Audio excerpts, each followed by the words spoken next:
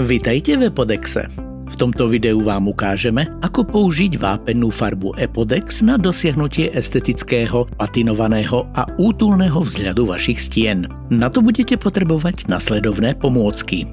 Vápennú farbu Epodex, VB pigment na zafarbenie vápennej farby, vedro na miešanie, maskovaciu pásku a ochrannú fóliu, metličku na miešanie a mäkký štetec na vápennú farbu.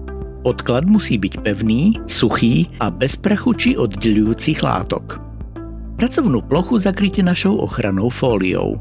Okraje prekryte maskovacou páskou pre čistý výsledok. Vápennú farbu je možné nanášať v jednej alebo vo dvoch vrstvách. Pre najlepší výsledok odporúčame 2 vrstvy s približne rovnakým množstvom materiálu v každej. Prášok vápennej farby zmiešajte s vodou podľa uvedeného pomeru. Pridajte VB pigment v odporúčanom množstve na zafarbenie zmesi a dôkladne premiešajte miešadlom. Naneste prvú vrstvu mäkkým štetcom. Najskôr vytvorte na stene samostatné tvary pripomínajúce oblaky, potom vymaľujte medzery medzi nimi, aby sa tvary prepojili do jedného celku. Odporúčame miešať farbu každých 10 až 15 minút počas maľovania, pretože sa farba rýchlo usádza a častice vápna klesajú na dno.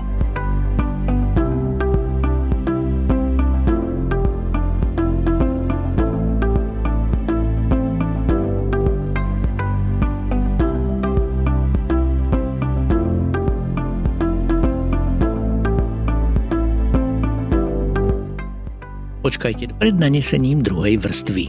Pred každým použitím farbu dôkladne premiešajte, najmä ak dlhšie stála.